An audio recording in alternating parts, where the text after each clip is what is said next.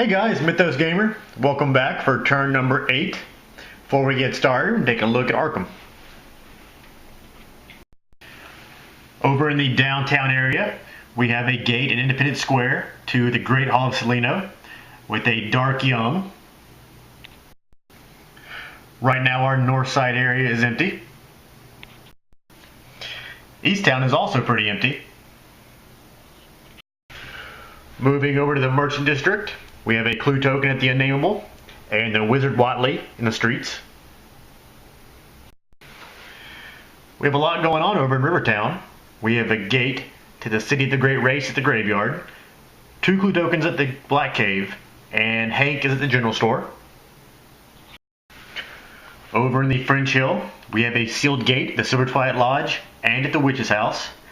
Also at the Witch's House, we have Daisy, a Warlock, a Fire Vampire, and a Dark Young. Over at Miskatonic University, we have a clue token at the Science Building. In the Uptown area, we have a sealed gate at the Woods, along with the Night Gaunt. And in our final area, the South Side, we have Agnes at the South Church, and Ma's boarding house is closed. We also have a Wraith in the sky and 2 monsters in the outskirts. Alright, before we go into our upkeep, we're going to move our first player marker from Patrice over to Agnes. Move on to our upkeep phase. Now that Hank has some better weapons and is more well equipped to fight some monsters, we're going to raise his speed back up from 3 to 5. Because of Daisy's claustrophobia, she will lose 1 sanity, bringing her down to 3. The next thing we have to do is roll for our blessings. Both Hank and Daisy are blessed. We'll roll a die for each one of them, and we don't want 1. First we'll roll for Hank, and he loses his blessing. And now we'll roll for Daisy. Hopefully she'll have better luck. Alright, Daisy gets to keep her blessing. Alright, that is it for our upkeep phase. We're moving on to our movement phase. Our first player this turn is Agnes. She has 8 clue tokens, so we need to get her into a gate. She has a speed of 4, so we're going to move from the South Church up to the South Side Street. Then from there, up to the French Hill. She has 2 movement left, so she's going to go up to the Rivertown streets, then over to the Graveyard. Our next investigator this turn is Hank. Now that he has an axe, a pretty decent weapon, we're going to have him go after some monsters. He's going to move from the General Store up to the Rivertown streets, then over to the Merchant District, where we're going to try to deal with the Wizard Watley. For combat, the Wizard Watley has a -2 to horror checks, doing 2 sanity damage, -3 to combat checks, doing 3 stamina damage, has 2 toughness, magical immunity, and if you beat him in combat, you return to the box and draw 1 spell. Right now, Hank has a will of 0, but luckily he has a thick-skulled ability. He does not make a horror check when he first encounters a monster. Instead, he only makes a horror check if he first fails a combat or evade check against a monster. So we're going to skip over the horror check and go directly into combat. Right now, Hank has a fight of 5. And he's going to be using his axe. And since that's the only weapon he's using, he'll get a +3 bonus from it. So we'll have a combat rating of 8, -3 from the Wizard Watley. He's going to roll 5 die, and he needs 2 successes. And we got our 2 successes. The Wizard Watley goes down. Unfortunately, we don't get 2 monster trophies from it. We have to return to the box and draw a spell. Let's see what we get. Hank got the spell Summon Shantak. It's a casting modifier -1 and costs 1 sanity. During movement, you can cast an exhaust to gain 1 movement point. In addition, you may leave or injure movement in spaces containing monsters without encountering the monster this turn. It's actually a pretty good spell. Unfortunately, Hank is not a good spellcaster at all, and he already has the motorcycle to help with movement. But maybe we'll run to another investigator and he can pass it on to them. Our next investigator is Daisy, and she has her hands full. She has a warlock, a fire vampire, and a dark young to deal with, and there's no way she can sneak by. Looking back, we probably should have sent Hank over there to help her out, but I was really getting tired of the Wizard Watley blocking us off in Arkham. I guess what we'll do with Daisy is go after the fire vampire first and see if we can take him out before the warlock and the dark young take her out. The fire vampire does not require a horror check, has -2 to combat check, doing 2 stamina damage, has 1 toughness, ambush, and physical immunity. Daisy has a fight of 3, and she also has the fight skill, giving another +1, so she has a fight of 4. If she spends a clue token, she gets a bonus die, but she has no clue tokens right now. So with her fight of 4, we're going to roll 2 die, -2 from the vampire, and we need 1 success. And she got the 1 success she needed, so she will kill the fire vampire, giving her another toughness of monster trophies. She now has 2 monster trophies and 2 gate trophies. Now let's figure out what other monster we're going to go after.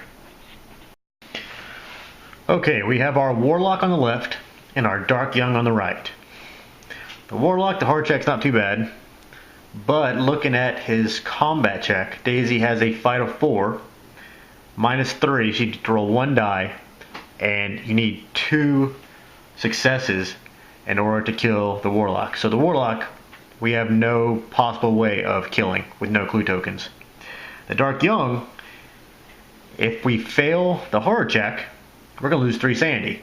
All we have is 3 sanity. But she still gets 2 die at the horror check.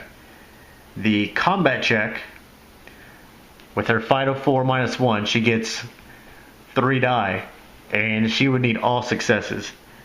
But since that's at least possible, I guess we'll go after the dark young and pray for the best. Alright, first we'll do our horror check. We'll roll 2 die. And we did not get a success, so we will lose 3 sanity, putting us at 0. Daisy is going to go temporarily insane, so we're going to move her from the witch's house to the asylum and draw a madness card.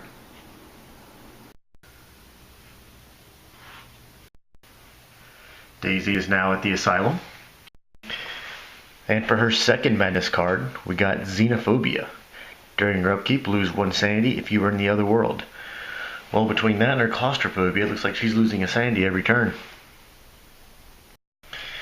And our final investigator for movement is going to be Patrice. She is going to leave the Great Hall of Selena.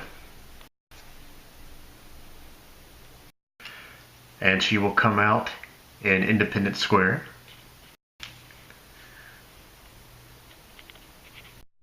Alright, that is it for our movement phase. We're moving on to our Arkham Encounters phase. First we have Agnes at the graveyard, and there is a gate to the City of the Great Race, so she will get pulled through.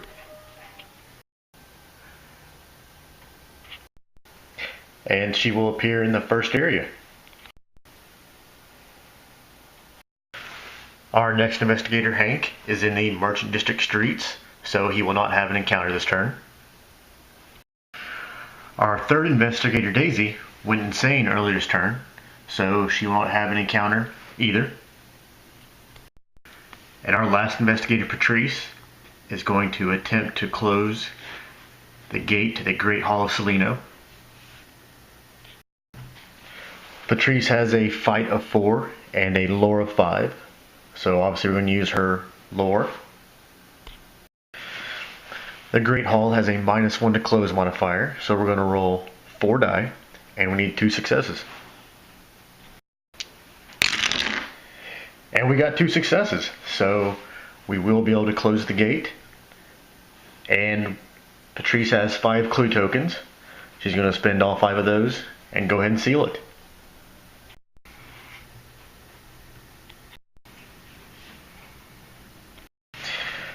Okay, because we closed the gate to the Great Hall of Seleno, we would remove any monsters at the star symbol. Unfortunately, there are none on the board. But Patrice does gain it as a gate trophy. This will give her 1 gate trophy and 3 toughness of monster trophies. But now she has no clue tokens, and neither does Hank or Daisy. So we have 3 investigators with no clue tokens. Agnes has, looks like 8, so she's in pretty good shape.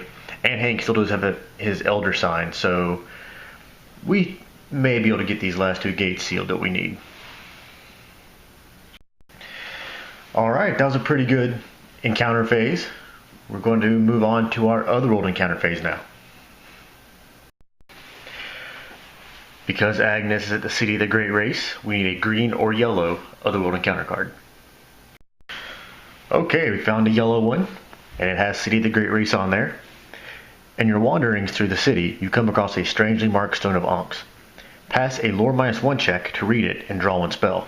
If you fail, stay here next turn. We definitely don't want to stay in there next turn. We've had a lot of bad luck with that. The good thing is, Agnes has a lore of 6, and she has the library use skill, giving her +1 to each roll. So basically it turns 4s into successes. So we're going to roll 5 die and see if we can get a new spell. And we got multiple successes, so we will draw a new spell. Let's see what we get. And we got the very powerful Dread Curse of Azathoth. Has a modifier -2 with a sanity cost of 2. And you can cast an exhaust to gain +9 to combat checks until end of combat. And because this requires 2 hands to use, for Agnes that would give her another +2 to combat. So that's a pretty powerful spell. Unfortunately, it does cost 2 sanity. So it does take a toll on you if you use it too many times. Alright, that's it for our Otherworld encounter phase. We're moving on to our Mythos phase. Says we're going to have a gate and a monster appear at the Science Building. For our gate, we got the Dreamlands. Has a +1 to close modifier. And for our monster, we lucked out. We got a zombie. +1 to sneak modifier. -1 to horror checks, doing 1 sanity damage. -1 to combat checks, doing 2 stamina damage. Has 1 toughness and the undead keyword. Unfortunately, there was a clue token at the Science Building. Have to remove that and place our new gate and monster. As always, because a new gate opened up, we're going to add another Doom token to our Doom track. Because we added a Doom token to the 9th spot on our Doom track, Patrice's Almost Dreams ability is going to activate. It says that she gains a clue token anytime a gate opens, and she also gains 5 clue tokens when the 9th space on the Ancient One's Doom track is filled. So she'll get 5 clue tokens, and this will bring her up to 5.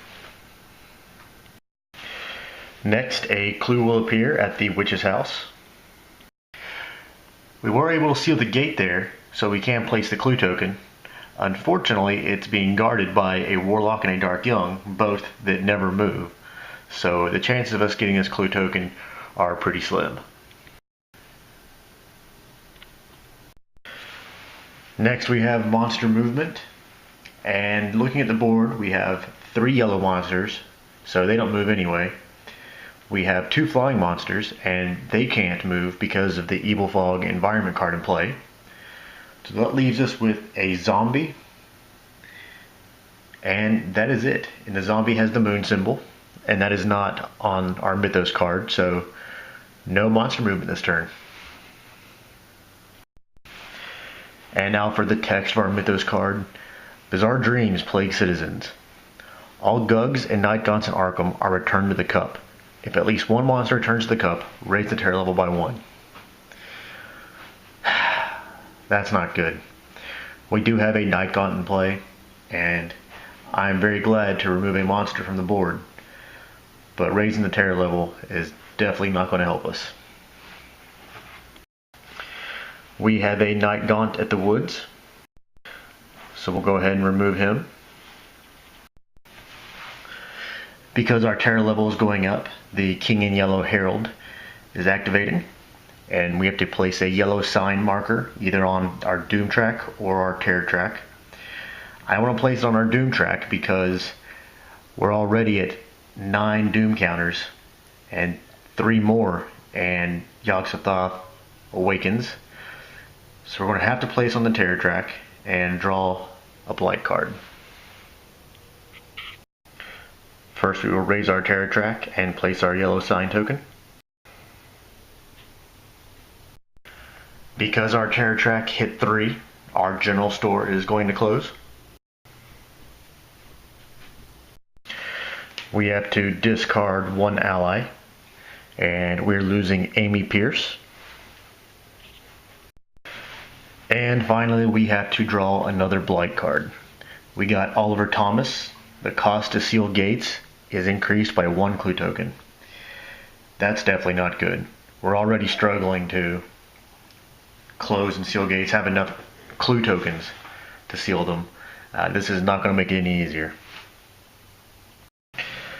Alright guys, that is the end of our turn. Not the best turn. We had Daisy go insane, and another gate opened up, so our Doom track moved up. Our terror track went up. But the good news is we were able to seal another gate. We have 4 sealed gates, 2 to go. Maybe we can get it before Yogg-Sothoth wakes up. It's going to be tough, but we'll see. Thanks for watching guys, and I will see you guys next turn.